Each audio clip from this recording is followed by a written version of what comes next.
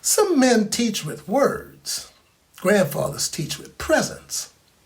You may not remember your grandfather's advice, but you remember how you felt when he walked into the room. Grandfathers don't pass down lessons, they pass down tone, and that tone becomes part of who we are. And if you look closely, you'll notice something else. The lessons that shaped you most didn't come from what he said, but from who he was. Now, every family has a man whose presence settles the room. For many of us, that man was a grandfather.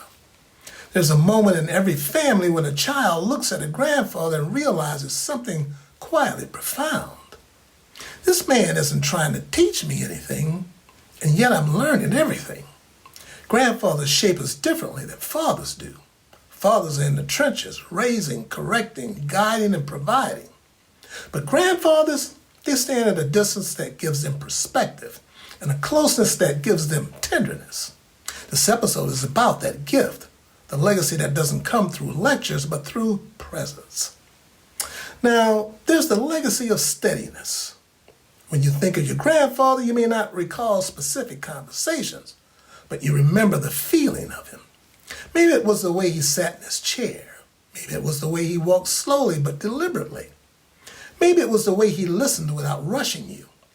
Grandfathers teach us that steadiness is a form of love. They show us that you don't have to be loud to be strong, and you don't have to be fast to be present.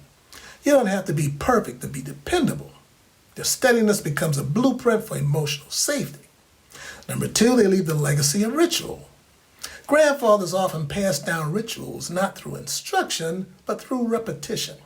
A certain breakfast, a certain walk, a certain chair on the porch. A certain way of fixing something that didn't really need fixing. These rituals become emotional landmarks. They teach us consistency, patience, and craftsmanship. The value of doing something slowly, the beauty of doing something well. Rituals are how grandfathers say, this is how we move through the world. And long after they're gone, those rituals remain. Then there's the legacy of quiet observation. Grandfathers don't hover. They don't micromanage. They don't correct every mistake. They watch. And in that watching, they give us something rare, the experience of being seen without being judged.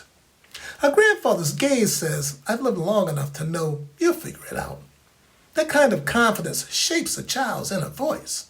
It becomes the foundation of self-trust. And number 4 is the legacy of stories.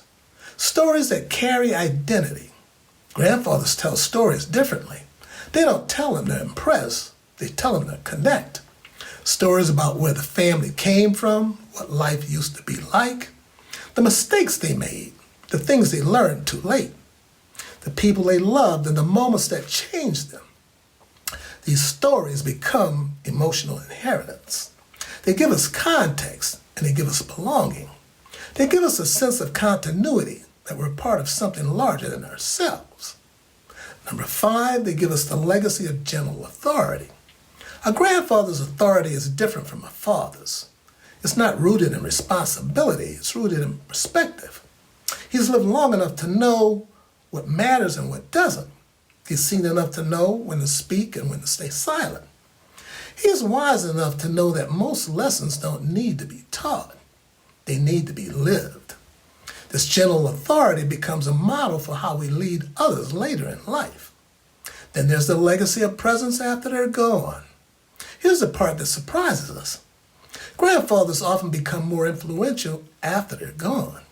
We hear their voice in our decisions. We see their posture in our habits. We feel their steadiness in our storms. Their legacy becomes part of our emotional architecture. Not because they taught us everything, but because they didn't try to. And then there's the grandfather's gift that's profound and simple. He teaches us who we can become by being fully himself. No pressure, no performance, no perfection, just presence. And that presence becomes a legacy that echoes across generations. Now, if you had a grandfather in your life, think about the one thing he gave you without ever saying it. And if you didn't, think about the elder in your life who filled that role, because someone did. Legacy doesn't require words, it requires presence. And presence is the gift that outlives us all. You take care. Stay connected.